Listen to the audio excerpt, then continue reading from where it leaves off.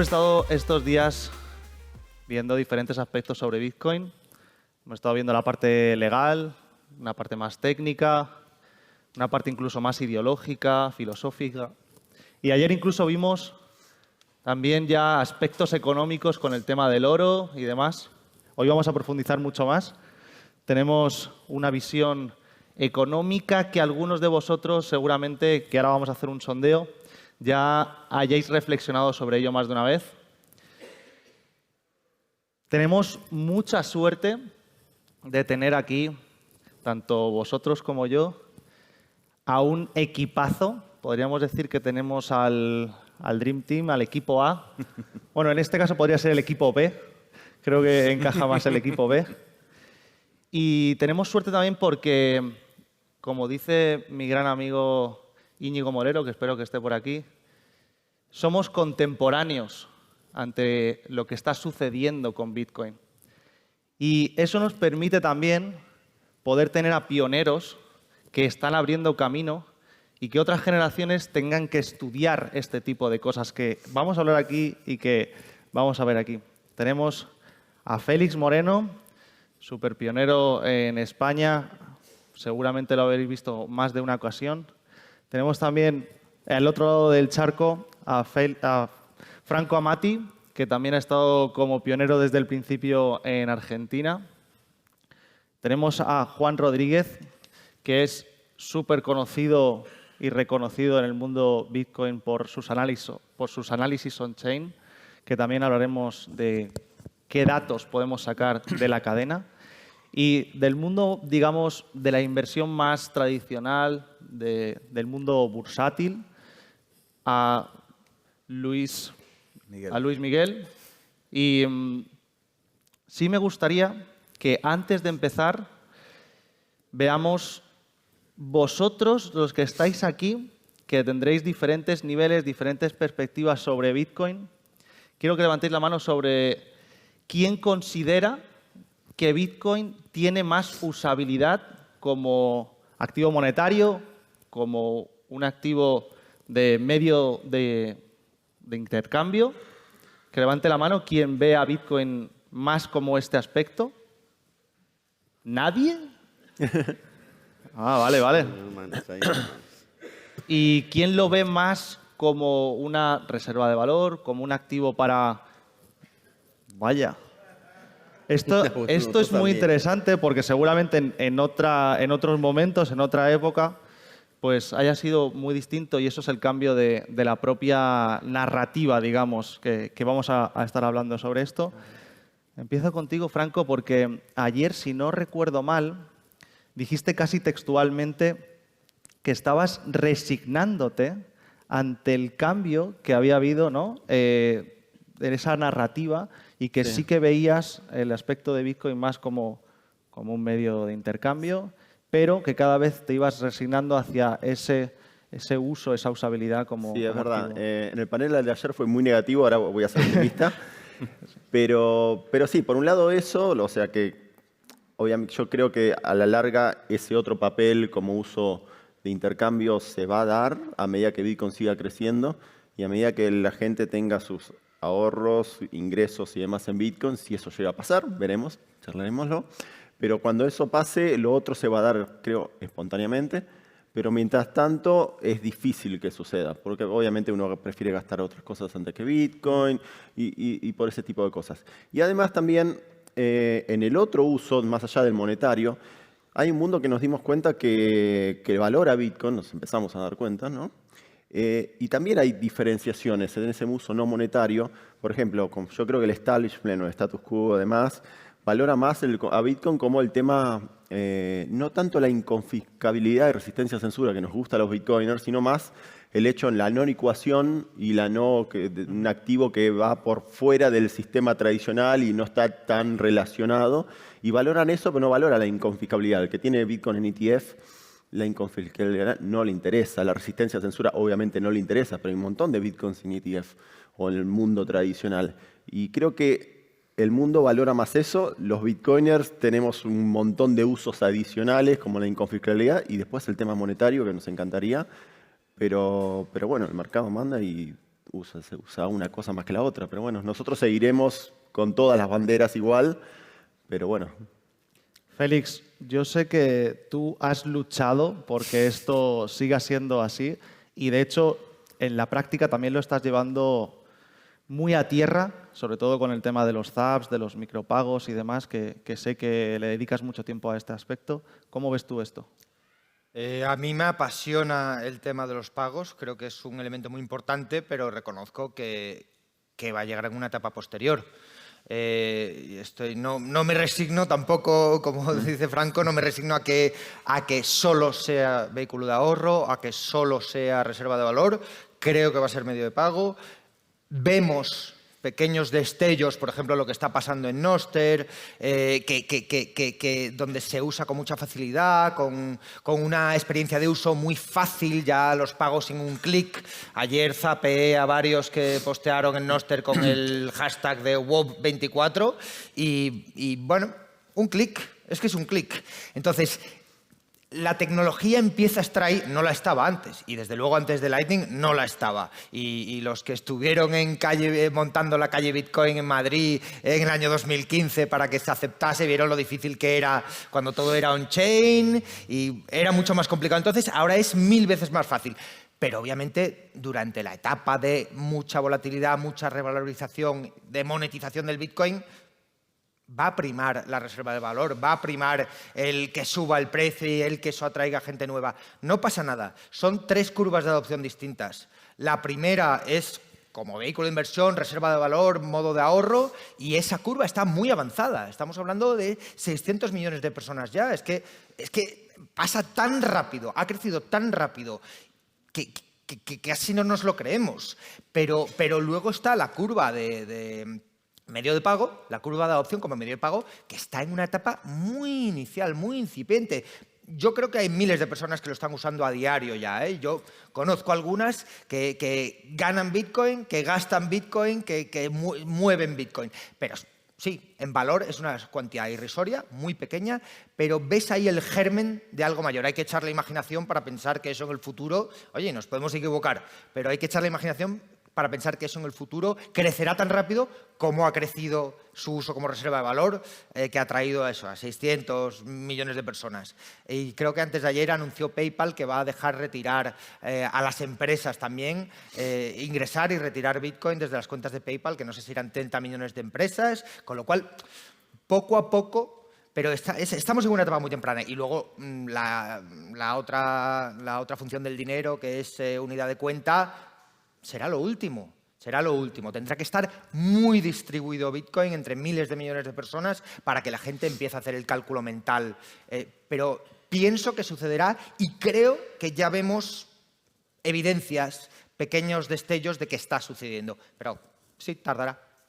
Más allá de nuestra percepción, porque a veces estamos como en una especie de cámara de eco en este tipo de círculos y nuestra percepción puede ser un poquito distorsionada. Juan, tú que analizas la cadena y que también podemos sacar datos, información sobre esto, más objetiva, digamos, ¿cómo se comporta el usuario de Bitcoin o las carteras de Bitcoin o los huchos? ¿Se quedan más tiempo holdeados? ¿Hay más transacciones? Porque eso tendría más casos como, aunque hay una red, ya, una Layer 2, pero en la cadena on-chain, ¿qué es lo que sucede? Hay 2 cosas importantes que están pasando en este momento en la trazabilidad de Bitcoin en la cadena de bloques. Pero antes de resumírtelas, Bitcoin es un activo con múltiples usos. Y a medida que ha pasado los años, los usuarios nos damos cuenta, bueno, cuál nos sirve más, cuál otro no, acuerdo a nuestras necesidades y objetivos. Ahora van como activo una alternativa monetaria. Es válido, muchos la utilizamos así, pero no es la de mayor uso en este momento. Otros lo utilizan como depósito de riqueza por esas características de que hablaban. Oye, es que es difícil de confiscar, es altamente transportable, es un activo que deseamos porque es escaso cuando estamos en un mundo de impresión constante y entonces le encontramos unas cualidades a ese depósito de riqueza que decimos, yo deseo parquear ahí parte de mi propiedad privada por esas características. Otros lo utilizan como dinero de Internet, de acuerdo a las necesidades y objetivos de cada persona. Pero si nos vamos a ese libro de contabilidad de Bitcoin, pues encontramos una realidad y es la respuesta un poquito a lo que están diciendo. En este momento, el 72% de los Bitcoin no se ha movido en el último año. ¿Qué nos traduce eso? Pues que la mayoría estamos aparcando de alguna u otra forma nuestra riqueza, porque lo vemos como una inversión, lo vemos como un depósito de valor con esas características importantes y no lo movemos allí. Preferimos gastar tal vez el fiat o otras cosas. Entonces, la principal cosa es que la cadena nos demuestra que hoy el uso más relevante es como depósito de valor, depósito de riqueza. Otra vez, nos guste, cada quien por sus necesidades encontrará, no, yo prefiero como esto o como esto, pero la mayoría lo está utilizando como eso. Y lo segundo, en torno, podemos decir, a cantidad de transacciones, en este ciclo está pasando algo especial. Y es que podemos decir que las nuevas masas o el nuevo retail no ha llegado. ¿Y por qué sacamos esa conclusión? Porque en este ciclo la cantidad de transacciones o de valor, entre comillas, medido en Bitcoin, pues es menor a los otros ciclos. ¿Eso qué nos lleva a comprender un poquito? En este momento es más como el inversionista fuerte, que está llegando por los ETFs, el que está transaccionando en buena medida. No es el holder, porque el holder tiene sus Bitcoin ahí parqueados, no los está moviendo. Sí es este tipo de nuevos usuarios los que están realizando esos movimientos importantes. Entonces vemos esos usuarios que están llegando en este momento, a pesar de estar arriba de los 60,000, hay una relativa apatía y eso se concluye por la cantidad de transacciones que hay en este momento. En tu caso, Luis Miguel, creo que es como más evidente, pero ¿cuál es tu visión respecto a esto? Además, Juan está diciendo una cosa muy importante y es el proxy de por dónde está entrando el dinero en Bitcoin, ¿vale? Y básicamente, por lo menos en los últimos, sobre todo en los últimos 2 años, está siendo institucionales y si te vas a ver el foco de dónde sale el dinero, el famoso efecto Cantillón, ¿no? Y ver, que a mí me obsesiona, es ver en la pirámide de dónde está saliendo el dinero y a dónde está circulando, ¿no? Te das cuenta que hay un proxy muy cercano a casi el 80-90% de correlación entre el aumento de la liquidez de esa nueva oferta monetaria entrando directamente a este tipo de activos y en este caso a Bitcoin. Además de que Bitcoin tiene también una correlación bastante grande con el propio Nasdaq, con acciones tecnológicas, etcétera. Por lo tanto, lo que serían las propios institucionales, no sé cómo lo estarán viendo, pero la primera opción que lo están viendo es como activo de inversión, que además ese activo de inversión les puede proteger de X cosas. Pues del aumento de la oferta monetaria, la pérdida de poder adquisitivo, de valor refugio, de lo que tú veas, ¿no? Por lo tanto, que pueda ser medio de intercambio en el futuro, es que hay una cosa que es el tema del dólar, que yo creo que desde que me he aproximado al tema de Bitcoin, se menosprecia o como que creemos que el dólar va a caer tarde o temprano. Pero es que si cae el dólar, el poder militar lo siguen teniendo. Es decir, al final cualquier moneda fiduciaria, y más en este caso la hegemonía del propio dólar, está sustentada ante el poder militar. Y ayer hablaba con Rayo luego en privado y me decía, es que si cae ese dólar, pues se crearán otro dólar diferente.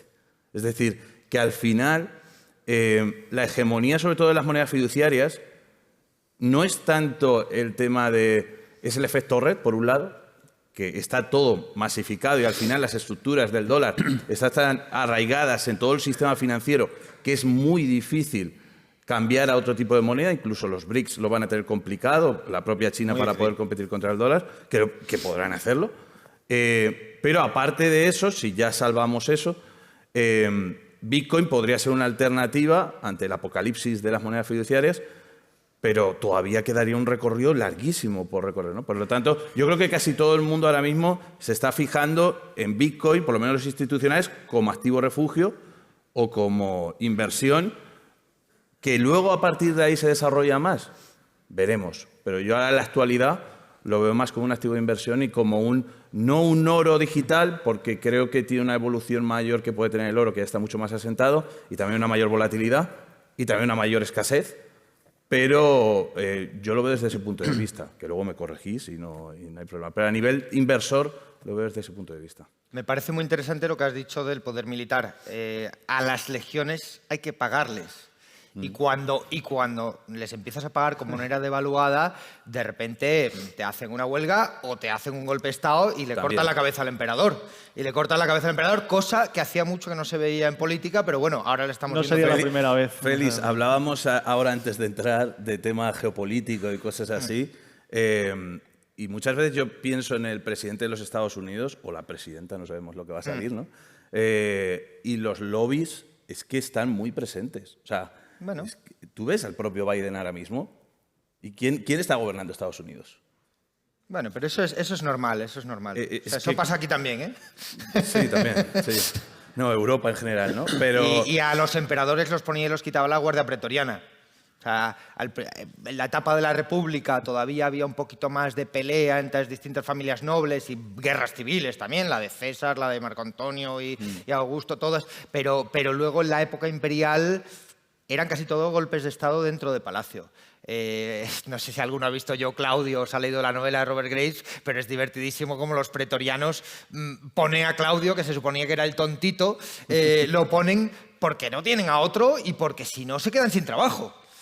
Pues un poquito eso es lo que pasa en Estados Unidos. ¿Quiénes son los pretorianos ahí? Pues no sé, el servicio secreto, la CIA, el FBI, el Pentágono. yo creo que el mayor poder que tiene Estados Unidos ahora mismo en la faz de la Tierra es su moneda, es el dólar. Bueno, Es que el dólar es con lo que articulan todo. ¿cómo a lo nivel llaman? El económico. soft power, el poder suave y el poder duro. Hacen falta las dos patas. Por lo tanto, yo creo que es el El oro monstruo de las final. espadas. Es que es el monstruo final. Es que el dólar, para derrocar al dólar, tienes que derrocar a todo lo demás y el monstruo final es el dólar. Es decir, es lo que van a proteger a más no poder. Eso no significa que Bitcoin no tenga su espacio, ¿no?, como activo de inversión. Todo lo contrario, ellos lo que quieren, y los reguladores lo estamos viendo, es posicionarlo como activo de inversión. Nunca como moneda de intercambio, como activo de inversión. Y por eso pues, le meten los ETFs, ahora el mercado de las opciones, derivados de todo tipo, y te lo intentan vender. Entra BlackRock. Sí, lo están intentando Y te ven- controlar, lo están intentando meter en una teoría que pueden controlar. Hablábamos ayer Tal de que el cual. mercado del oro lleva muchos años manipulado. ¿Por qué? Tal Pues cual. porque pueden jugar con eso. Igual que cuando sale una shitcoin y los fundadores se quedan con el 80% de la capitalización y por lo tanto pueden manejar el volumen diario con mucha facilidad y poner el precio donde quieran, pues un poco, no a tanto nivel, un poco eso es lo que pasó con el oro. Cuando los gobiernos se quedaron con el oro, incluso con la confiscación de oro privado en Estados Unidos, pues pueden manejar bastante ese mercado porque cuando tú tienes gran parte del stock puedes influir mucho en el volumen diario y en el precio. Y es ese camino en el que están intentando encajar Bitcoin, pero yo creo que es un caballo de Troya para ellos. O sea, se están metiendo un caballo de Troya, piensan que lo van a poder controlar, pero de repente te saltan cositas por ahí como Bukele que mete reservas de un país, de repente te sale Bután haciendo minería con hidroeléctrica y de repente tienen un 30% de su PIB en Bitcoin. O sea, y de repente Bitcoin te hace una burbujita de estas como la que hay cada 4 años y lo que tú pensabas que era una cantidad manejable que hemos metido en las reservas, de repente se ha multiplicado por 10 y ¿ahora qué hacemos? Ahora esto ya no es insignificante. Esto ya no se puede manejar tal. Y de repente te hace Bitcoin también una caída, como la que también pasa cada 4 años, y todos estos BlackRock y bancos que de repente tenían ahí un dineral, de repente empiezan a quebrar unos cuantos. Y nos cae un Silvergate Bank, nos cae un Silicon Valley Bank, nos cae un FTX, un Celsius. Entonces, piensan que lo van a meter en el corral. Y creo que se van a llevar una sorpresa en muy pocos años. Y ese mensaje se ve también, por ejemplo, me acuerdo del caso de Trump. Me acuerdo cuando Trump era presidente, siempre decía que no le gustaba Bitcoin porque le quitaba valor al dólar o le quitaba, él era tan del dólar, a favor del dólar, que de pronto decía Bitcoin no porque le quita importancia al dólar. Y ahora ya vemos a Trump con otro mensaje, gracias a un montón de chicos de la comunidad Bitcoin de Estados Unidos que están ahí y aportando dinero a la campaña también, ¿no? También. Obviamente, no solo un cual. tema de convencimiento, sino es un tema de dinero. Que bueno, al menos Trump ahora tiene otro mensaje, otro speech, y ya no dice eso, dice otra cosa sobre Bitcoin, que es una cosa que es como un poquito más amigable o amistosa con respecto al Trump de la campaña anterior.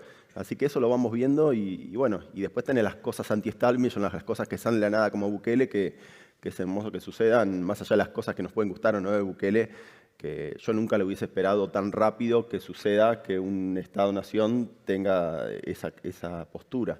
Pero lo Es de una la política sorpresa. americana es impresionante, es que no ha sido solo Trump, y es que Vivek, que fue candidato, a saco con Bitcoin. Kennedy, a favor de Bitcoin. Trump. O sea, yo no me habría imaginado esto tan pronto, nunca. Yo pensaba dentro de 10 años, 20 años. Es que ha estado en el centro de la campaña. Y Kamala también ha intentado hacer su acercamiento, pero no puede porque tiene las manos atadas con el equipo que tiene, que lo odian. Pero a mí me da igual. O sea, yo las promesas de Trump no me las creo. No me las creo. Creo que el tío, como buen político, le dice a cada uno lo que quiere oír. Viene a la conferencia de Bitcoin, nos dice a todos lo que queremos oír, es lo mejor, es lo más bueno, todo os lo voy a poner fácil. Y encima os voy a dar energía gratis para minar. No me lo creo, pero que es él, que es un buen político desde el punto de vista del éxito y de saber mentir, tiene buenos instintos para detectar lo que va a mover votos y lo que va a ser popular. Y por lo tanto, que él haya detectado que eso es un tema clave en la campaña, me parece impresionante. O sea, que se vean forzados a hablar de Bitcoin porque creen que les conviene políticamente es un gran logro. Otra época tal vez les convenía políticamente hablar mal de Bitcoin. Ahora les conviene políticamente hablar bien. Eso es un wow, buenísimo. Voy a hacer, perdona, voy a rizar el rizo más aún. Como gane Kamala Harris, que todos los bitcoiners están como, madre mía, va a ganar Kamala. Como gane Kamala, se va a disparar el endeudamiento de Estados Unidos. Y el mejor proxy de la liquidez para inyectarle al propio Bitcoin es el endeudamiento de Estados Unidos. Es decir, cuanto mayor déficit tenga el Tesoro en los Estados Unidos, más dinero va a entrar en Bitcoin. Pero yo te diría que con Trump también. Ojo con no esto. solo con Kamala, es que Trump no va a parar Por eso te digo. la deuda exponencial. La gente tiene mucho miedo a Kamala y ojo, y los ojo dos, con los dos. cuando llegue ¿Quién es más Kamala. bullish? ¿Que gane Trump o que gane Kamala? Entonces? Da igual, los dos.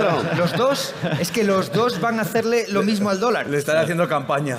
Pero son cosas políticas. Nunca, yo creo que en lo que sí podemos coincidir es que nunca íbamos a esperar que tan rápido un expresidente de los Estados Unidos, ahora candidato, estuviese hablando de Bitcoin o estuviese promocionándolo, asistiendo a conferencias para tratar de venderse como el siguiente presidente. Que algunos bitcoiners le crean, que otros no, eso es diferente. Pero quería profundizar en algo que decía Félix, porque en este punto donde vemos que ha llegado el dinero de los ETF, a muchos les gusta por el tema precio. Listo. Le dan cierta trascendencia a ello y es significativo. Si el precio no se incrementara seguramente, o no tuviese esa perspectiva, esa proyección de incrementarse, seguramente muchos no estaríamos aquí. Pero más que eso, profundizo un poquito en lo que dijiste, porque dijiste, es el medio tal vez con el que controlen a Bitcoin. No, a Bitcoin no, a los usuarios, porque ahí nos quitan dos cualidades importantes, que es... O a las empresas relacionadas con Bitcoin también. A los que están colocando dinero atrás de los ETF, compran las acciones y con eso compran los Bitcoin a Coinbase, que es el intermediario. Pero, ¿qué pasa? Bueno, pues allí los que están colocando su dinero y, entre comillas, tienen exposición a Bitcoin, realmente están perdiendo un grado de anonimato importante y esa parte de la inconfiscabilidad, o que Bitcoin es un activo muy difícil de confiscar. Entonces, no es que se pierdan las cualidades, ellos las están perdiendo, pero pues, no sé, aquí creo que hay muchas personas que están en Bitcoin por esas cualidades y que no van a tener sus Bitcoin en un tipo de vehículo de inversión de ellos. Sí, los ETF creo que es la herramienta que nos están colocando para tratar de arrebatar esas cualidades, pero ahí es donde hace la diferencia el conocimiento de cada persona de por dónde aborda o por dónde llega a Bitcoin. Pero es un intento de controlar a los usuarios, pero al protocolo complicado. Juan, ¿qué te parece lo que dicen, que no me acuerdo quién ha sido, que ha dicho BlackRock quiere hacer con el ETF lo mismo que FTX, pero con más dinero todavía? Bueno, crear bitcoins de papel, quiero decir, tarde o temprano. No, y ya está pasando. Están los futuros, están los derivados, están las opciones. O sea, el Bitcoin de papel está pasando en este momento. BlackRock ya gestiona más de 350,000 Bitcoin. Es otra de las cosas que hace años, podemos preguntarle a Mati, que creo que es a Félix también, que los primeros que llegaron a Bitcoin, ¿cuándo iban a pensar que el mayor gestor de capital del mundo iba a estar administrando esa cantidad de Bitcoin, gestionándosela a otras personas que colocaban el dinero? Eso creo que vino pronto, como lo que estamos hablando. ¿Cuándo íbamos a esperar que llegase el primer presidente de la potencia mundial a hablar de Bitcoin? Hay cosas que están pasando rápidamente. Creo que la siguiente es cuándo realmente los estados van a entrar en competencia por colocar a Bitcoin como reserva estratégica. Esa será la siguiente que nos sorprenda, que ya la están anunciando. ¿Cuándo va a iniciar? No lo sabemos.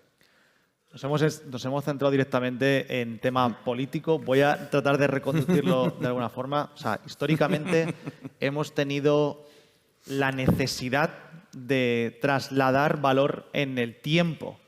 Trasladar valor en el espacio es algo que podemos hacer con diferentes herramientas y que se hace con el dinero pues, más tradicional y que está más o menos solucionado. Es verdad que Bitcoin trae cosas nuevas como los micropagos, pero la necesidad de trasladar valor en el tiempo es algo que no podemos hacer de forma tan sencilla y que utilizamos otros activos que no están pensados para ello, pero los utilizamos como tal. Entre todas estas opciones que tenemos, que no son tantas, nace una nueva, que es Bitcoin. ¿Cómo compite contra sus similares en este aspecto para trasladar valor en el tiempo? Empiezo yo, si Dale. quieres. Yo esto lo he estudiado mucho, ¿eh? Vamos a ello. Esto lo he estudiado mucho y con tanta gente que ha venido al podcast es que yo iba rascando sin parar. A ver hasta qué punto llegamos a esto. A nivel personal, yo siempre he pensado que para asignar tus propios ahorros y como medio de inversión, dices, hay maximalistas de Bitcoin que dicen todo a Bitcoin, vivo en Bitcoin, ahorro en Bitcoin, todo en Bitcoin, ¿no? Hasta cierto punto empiezas a pensar en el coste de oportunidad que tiene para ti poder dejar el dinero en otro tipo de activos. Tal es así que empiezas a pensar en el inmobiliario, empiezas a pensar la bolsa, empiezas a pensar en la renta fija, empiezas a balancear, ¿no? Y cuanto más vas cayendo por la madriguera, ya tu porcentaje que tendrías que asignar a Bitcoin cada vez es mayor. Y dices, hostias, que me estoy saltando todos los planes y toda la diversificación, ¿no? Que aquí esto va cogiendo ya un porcentaje enorme, ¿no? Yo creo que al final ha dicho una cosa, Juan, muy importante, y es que no es lo mismo acumular Bitcoin con todas sus cualidades que acumular Bitcoin con solo unas partes de esas cualidades, ¿no? O de esas superpropiedades, ¿no? Por lo tanto, yo creo que la mayoría de la gente, no los de esta sala, pero el 99% de las personas no está acumulando Bitcoin con todas sus superpropiedades, ¿no? Por lo tanto, no se puede considerar todas las ventajas como un activo de inversión a largo plazo mega hiper seguro, ¿no? Porque depende de terceros, ¿no? En cuanto al tema del proxy para el tema de la rentabilidad, ahora mismo si tú lo miras a histórico y en el track record, que llevamos poco tiempo de Bitcoin en comparación a otros activos, es que es el que mejor te protege de la oferta monetaria, del incremento de la oferta monetaria, pero de una manera descomunal frente a los demás. Lo que pasa es que tienes que aguantar una volatilidad también descomunal frente a otro tipo de activos, ¿no? Pero es que cuando empiezas a conocer más Bitcoin y empiezas a conocer más el aumento de la oferta monetaria, te empiezas a dar cuenta que hay otros activos que la gente está invirtiendo y que no le cubren ni la pérdida de poder adquisitivo. Y yo me pongo en la piel de la gente joven, de los millennials y centennials, que empiezan a invertir en carteras diversificadas de acciones y renta fija, y con eso no cubren ni para el aumento de la oferta monetaria, de mínimo el 7%, y es un drama. Porque entre que los salarios crecen al 1 o 2%, entre que el aumento de la oferta monetaria va al 7%, entre que la inflación... Dato oficial, que más que luego la inflación, aparte real, de más cosas, ¿no? Y de la economía. Pero además lleva consigo a que las desigualdades crezcan y crezcan y crezcan y crezcan y crezcan, y te pierdes cada vez más fases del monopolio y te vas quedando cada vez más atrás y la desigualdad más. Por lo tanto, yo empiezo a ver a Bitcoin como un activo de inversión por lo menos para frenar el marcador. Es decir, vale, lo que yo tengo ya en Bitcoin es como algo que me va a proteger de esta desigualdad inmensa, ¿no? Y a partir de ahí, pues ver otros activos que puedan llegar a la rentabilidad, no la rentabilidad de Bitcoin, pero que por lo menos cubran ese 7-8%. Pero es que debajo de ese 7-8% de rentabilidad esperada, es que hay tantos activos que no sirven, que claro, hay toda una industria detrás que todavía no se está dando cuenta de esto, ¿no? Porque miran hacia otro lado o no ven bien la realidad. Es mi opinión de esto. Pero Hablabas de correlaciones. Mencionabas la correlación con la masa monetaria. Sí. Y la correlación con el Nasdaq. Yo creo que la correlación con el Nasdaq es solo a corto plazo, no es a largo plazo, pero la correlación con la masa monetaria creo que es la más ajustada y más real. Y eso te está diciendo con mucha claridad frente a qué te protege, frente a la impresión de dinero, frente a la creación de nuevo dinero. Sí, sí. Ahora, hay que decir que, viéndolo del lado de los números, inclinándome aquí por lo que decía Luis Miguel, si vamos a evaluar a Bitcoin desde 2011 hasta la actualidad, nos ha dejado un rendimiento anualizado de más del 140%. Claro, cada vez es menor. Si alguien ubica a Bitcoin desde el lado de la inversión, debería enfocarse hoy. Claro, ayer, hace 5 años y hace 10 años fue mejor como inversión por su volatilidad y por esta proyección de apreciación. Claro que sí, pero aún está a tiempo. Y miren lo que decía Félix. En este momento está siendo más correlacionado con el Nasdaq. ¿Por qué? Porque los inversores lo ven como una irrupción tecnológica, no como la irrupción monetaria, que seguramente muchos aquí nos gusta más. Y se aplica a ello, pero hace 2 años Bitcoin era el mejor activo en rendimiento durante la última década. Empezó la inteligencia artificial y Nvidia ahora es el mejor activo durante los últimos 10 años.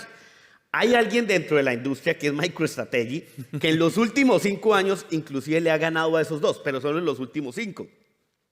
Tuvo una exposición, o tiene una exposición en su tesorería a Bitcoin y le está ganando el rendimiento a Nvidia, que es el de moda, es el de los chips, a Nvidia y a Bitcoin. Entonces, si lo vemos desde el lado de inversión, sí es un momento para ver que la realidad es que estamos en una era digital y que hay que voltear la mirada allá. Y en este momento son los caballos ganadores. Franco, ¿algo que aportar?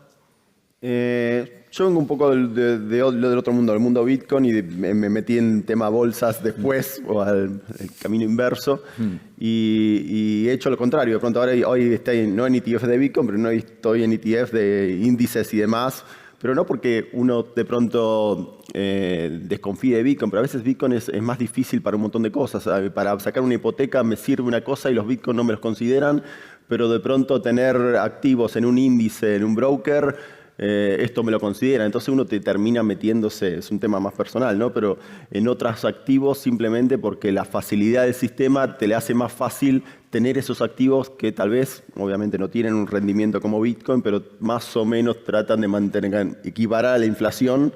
Y hay mucha gente que hace ese tipo de cosas por eso, simplemente, porque Bitcoin después no sabe, aun si los Bitcoin no vienen de dinero mal habido ni nada por el estilo, mucha gente después tiene que tener otras cosas porque con Bitcoin solo no puede participar en el sistema tradicional. Tal vez con el ETF de Bitcoin un poquito sí, pero no tanto, porque incluso los ETF de Bitcoin los limitaron para que no se puedan hacer ciertas cosas o utilizar para loans y demás. Entonces el sistema te traba y te tira a tener que usar otros activos para al menos que no se licúe tu patrimonio en el tiempo. Efectivamente, o sea, muchas veces se habla de rentabilidad, pero hay otros aspectos que valorar. En este caso, pues has comentado algunos, ¿no? Pues a lo mejor la liquidez del activo, incluso la accesibilidad, otros aspectos como pueden ser la resistencia a la censura, a la confiscación. A la confiscación. Y las comisiones. Que la gente no es consciente de esto. Es decir, tú tener Bitcoin acumulado es cero fricción de comisiones. Eso es muy importante. Los números pequeños a largo plazo y al efecto compounding, al interés compuesto, eso es descomunal. O sea, una diferencia entre tú tener unas comisiones del 1,5%, 2% frente a tener en un fondo indexado un 0,10%, 0,20% o en tener acumulado Bitcoin en autocustodia, que es... Cero mantenimiento, cero custodia. Bueno, hay que echarle tiempo y estudiárselo bien y Exacto. hacerlo bien. Y hay que hacer Hay que muchas hacer- pruebas hay de que cómo hacer- recuperar, hay de que las frases de hacer- recuperación. hay que Pero hacer sus efectivamente es que es más barato que el oro. El oro cuesta conservarlo, cuesta custodiarlo. Tienes Así costes es. de seguridad, seguros, bóvedas, tal.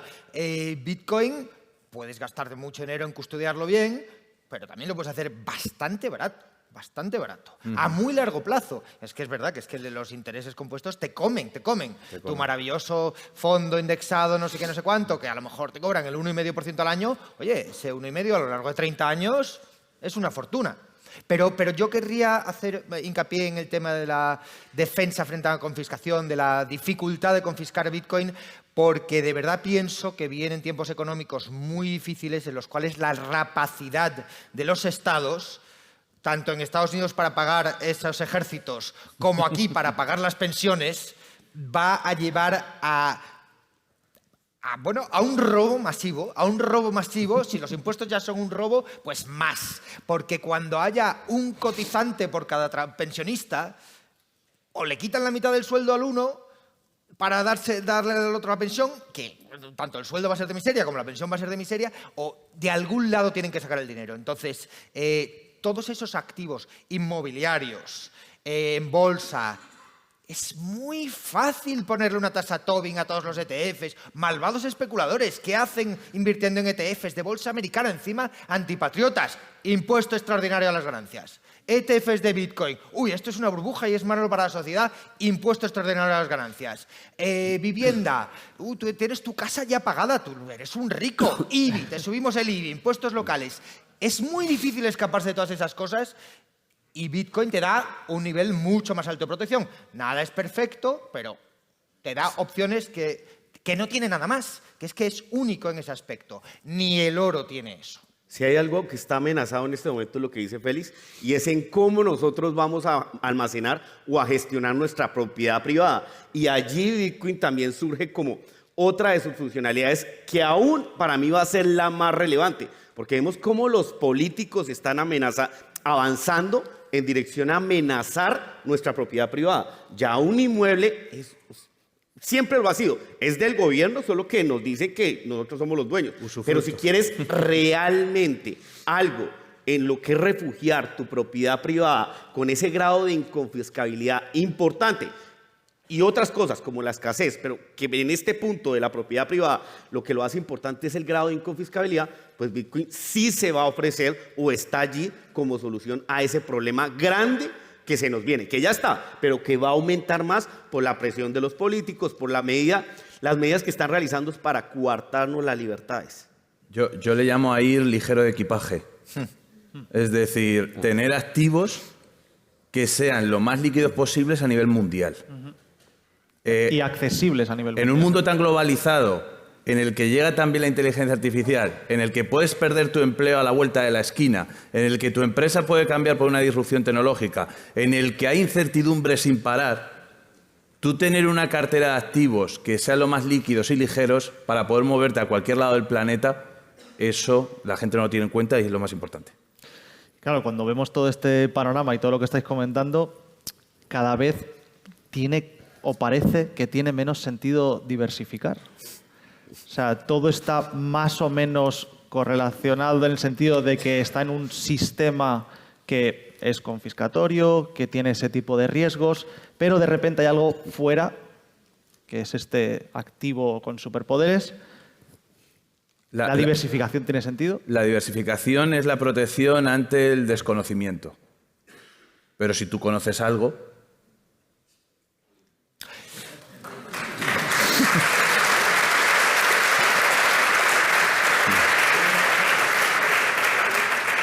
Yo te diría un motivo que sí creo válido para diversificar, que es por el tema de preferencia temporal. Si tú vas a tener unos gastos a corto plazo, pongamos en un año vista, Bitcoin va a seguir siendo volátil mucho tiempo, muchos años, y no quieres que algo que necesitas gastar inmediatamente dependa de se ve afectado por esa volatilidad. Pero en el largo plazo es una decisión muy personal, pero vamos, yo no veo nada mejor, la verdad. El conocimiento y, como decía Luis, es importante, pero más también las necesidades de la persona y a quién se lo pregunte. Si tú vas a un inversor te va a decir, ok, la regla es diversificar, ¿sí? Pero si se lo vas a preguntar a una persona del día a día que está buscando proteger su patrimonio y entiende Bitcoin, te va a decir, ese es el lugar, no necesito diversificar mucho. Aparte de lo que tocaba Félix, tener algo tal vez en fiat para resolver las cosas de corto plazo. Y ahí no tenemos que tampoco fanatizarnos en decir, no, todo debe estar en Bitcoin. No, espérate, haz una buena regla, acuerdo tu situación económica personal.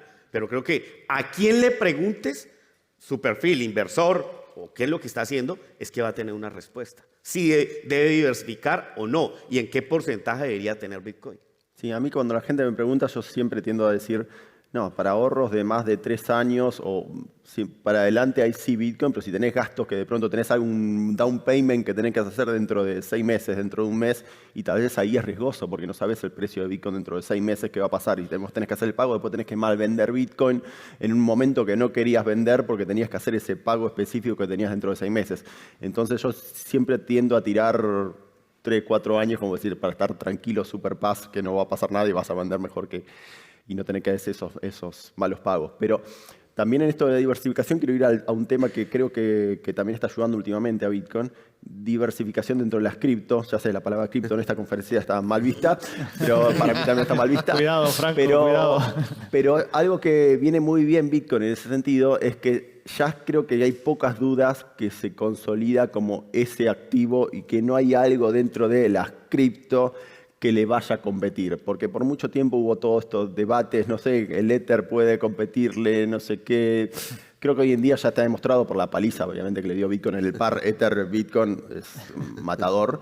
Pero más allá de eso, por la competencia que tiene Ether como en su caso de uso principal, ¿no? Ya sea competencia de cosas como Solana, como competencia de Bitcoin mismo con segundas capas y cosas que tal vez algunos de nosotros nos gusta que se hagan mucho en Bitcoin, pero se están haciendo en Bitcoin y la verdad que eso le está sacando use case.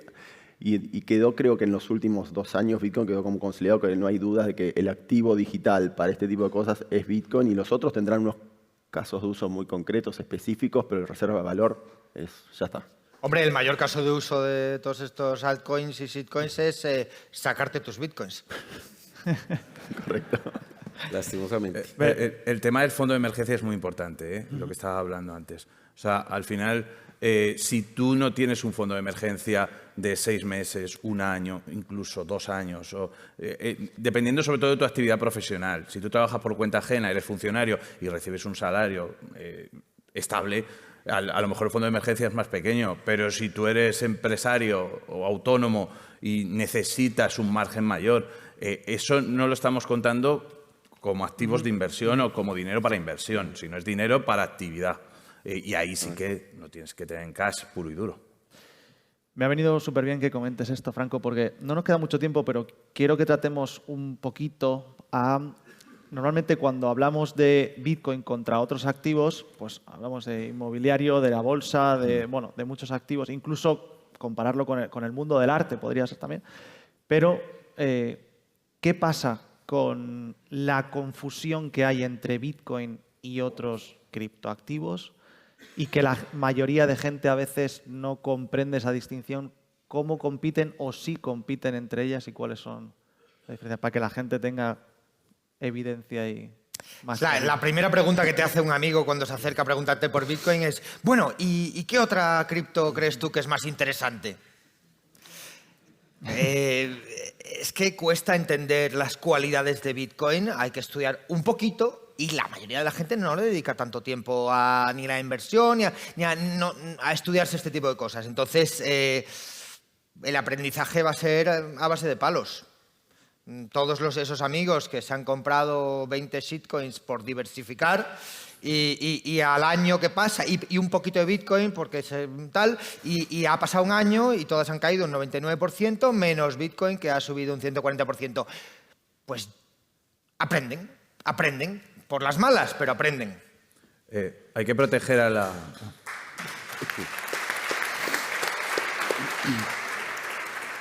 Hay que proteger a la juventud. Porque yo me he dado cuenta, acercándome más a Bitcoin, que la gente que nos contacta no es gente de 20 años, es gente de 50. ¿Y por qué? Porque están hasta los mismísimos de pagar impuestos sin parar, de un sistema en el que ellos llevan ya muchísimos años sufriendo y en el que quieren ver un seguro entre la incompetencia política y un seguro ante cualquier cosa que pueda pasar. Pero ¿qué pasa? Que la gente muy joven todavía no ha pagado apenas impuestos o no los ha pagado nunca. Son personas que básicamente lo que quieren es dar un pelotazo y conducir el Lambo. Luis, los han estado pagando y no se han dado cuenta. Han pagado el IVA, han pagado los impuestos y sus especiales, padres también, han pagado... por ellos.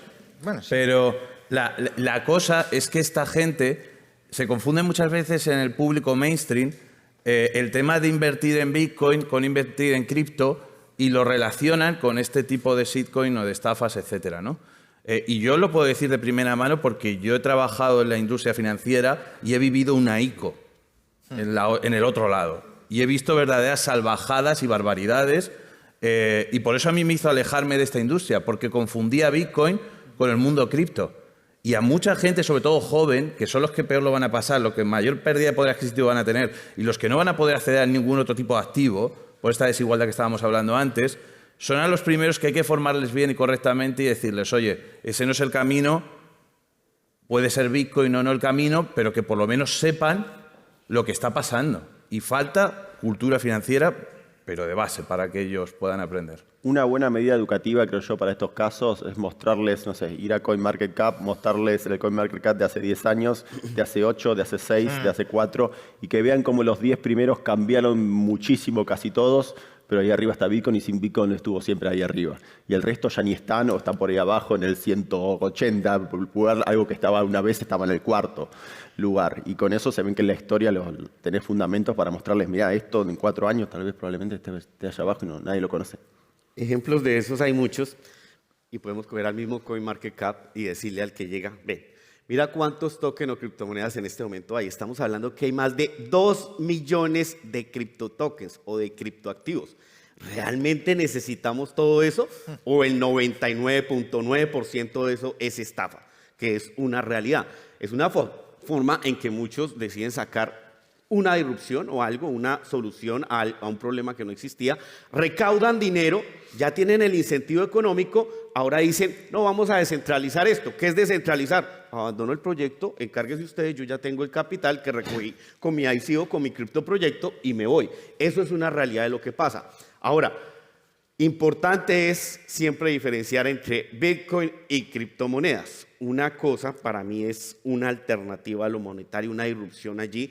Y esto de criptomonedas es como una parte que se intenta solucionar cosas más hacia la tecnología, donde hay una infraestructura que se pueden construir cosas, sí, pero no hemos, en este momento, para mí no se ha encontrado una manera honesta de realmente desarrollar allí sin tener que recurrir a cautivar fondos de terceros y prácticamente que terminar estafándolos. Y muchas veces no son estafas. A mí me gusta verlas a muchas de estas activos o altcoins como startups. Es como otro mercado, es como un mercado de startups que puede funcionar, puede andar bien, pero son muy riesgosas. El mercado de startup la mayoría se terminan fundiendo muy pronto. A mí me gusta ver esos activos como básicamente startups son eso.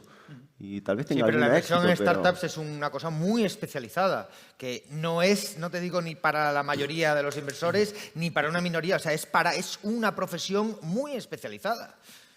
Entonces, y que requiere mucho trabajo y que tiene mucho riesgo. Sí.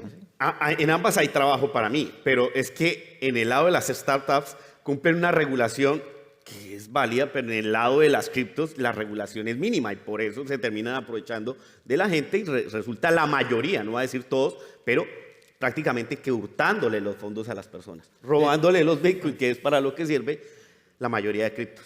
Decía Luis Miguel que hay que proteger a los jóvenes y yo pienso que, por desgracia, la mayoría de los jóvenes es que no van a poder comprar Bitcoin porque no tienen ahorros y no tienen dinero, pero sí van a poder ganar Bitcoins por su trabajo. Y por eso me interesa mucho todo el tema de facilitar, que haya plataformas, que haya sitios donde se pueda trabajar y ganar unos cuantos satoshis por hacer microtareas o por hacer trabajos. Entonces, me estoy mirando todas las de estas de microtasks, Sats Fawcett, todas las de estas que hay de Freelancer, Fiverr, que permitan pagar en Bitcoin y cobrar en Bitcoin por trabajo. Y creo que eso va a ser muy interesante en el futuro. Y otra forma de llegar a los jóvenes es aclararles que no porque compren más de una criptomoneda están haciendo la mejor, porque la mayoría dice, oye, es que ya no puedo comprar un Bitcoin, eso se me fue. Entonces sí puedo comprar 10 solanas y ellos creen que la están haciendo. No. Eso mismo pasa con el oro y la plata. Hay mucha gente que dice, no, yo compro monedas de plata porque puedo con ese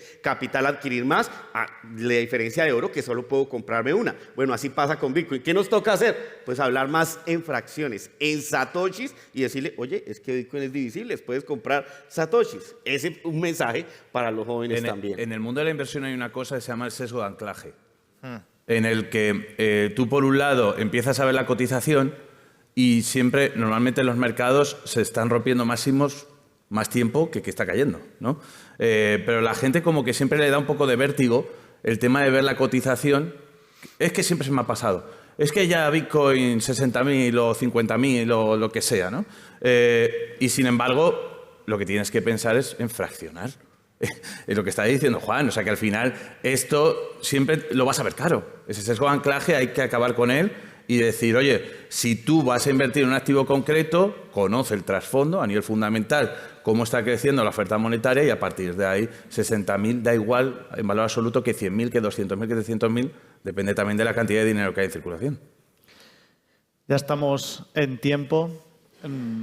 Tenía muchos más melones para abrir, pero se pasa súper rápido.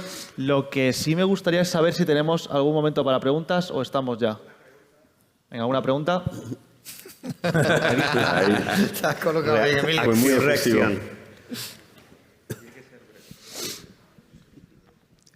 Muy breve, solo quería puntualizar una cosita que creo que a mí me preocupa mucho en respecto a los ETFs. Cuando tú compras ETF, estás comprando un papelito de Bitcoin, no estás comprando el Bitcoin. Entonces, los que están acumulando Bitcoin cuando tú compras ETF es BlackRock. Y BlackRock se está haciendo con una cantidad brutal de Bitcoins. Y cuando alguien tiene una cantidad brutal de Bitcoins y hay un montón de gente que lo que tiene papelitos, pues lo que a uno le interesa es que toda esa gente se muera o le pase algo. Entonces, a mí me preocupa que estamos llegando a un momento en que BlackRock va a estar muy interesado en que ocurra una catástrofe global. No sé qué opináis. ¡Boom! Eso es algo un poco conspiranoico, pero te voy a decir algo. Recuerda que los bitcoins que gestiona BlackRock, que no son de ellos la mayoría, los custodia Coinbase. ¿Sí? Podemos decir que ambas entidades están en los Estados Unidos y que más bien la conspiración pudiese ir por, bueno, ¿qué tanto puede influir Estados Unidos como gobierno sobre esa custodia? El tema es la catástrofe, no sé. Ahí te Mira, Emilio, te doy un escenario un poco menos pesimista, porque sí, podemos pensar en guerra nuclear, Fallout, lo que quieras, pero un poquito menos pesimista. Con el gobierno americano de la mano, no hace falta que se mueran para robarles, porque mira lo que han hecho con los fondos rusos en la Reserva Federal y en la Unión Europea. Ahora eres mi enemigo, te pongo sanciones, te confisco los fondos. Bueno, pues en un momento dado, si hay un tema político, una crisis política, pueden decir, pues ahora te pongo sanciones, me robo tus bitcoins y se los queda el gobierno americano, como hicieron con el oro en tiempos de Roosevelt. Entonces, no necesariamente nos tienen que matar para robarnos. Y una cosita más quiero aclarar de eso, porque el escenario que estás poniendo es peor para Bitcoin con autocustodia que para Bitcoin y ETF, de hecho. Porque el Bitcoin ETF, dentro de todo, entra en una cadena de herencia mucho más formada y regulada y demás. En cambio, Bitcoin en autocustodia hay mucha gente que no habrá dejado sus seeds a familiares y demás. O sea que si hay un escenario de matanza global o algo raro, se van a perder mucho más Bitcoin de autocustodia que de Bitcoins en ETF, creo yo. Y la última, hemos hablado de Coinbase. Es que todo se está radicando en Coinbase. El problema no es BlackRock, es Coinbase. 2 millones de Bitcoin hoy gestiona Coinbase. Porque Coinbase está cogiendo todos los ETFs, no solo de BlackRock, sino de los demás. Por lo tanto, para el gobierno de Estados Unidos es mucho más fácil llamar a la puerta de Coinbase, no de BlackRock. Creo que Fidelity hace su propia custodia. Esos son muy listos. Ese uno. Uno. Bueno, Un aplauso. Bueno.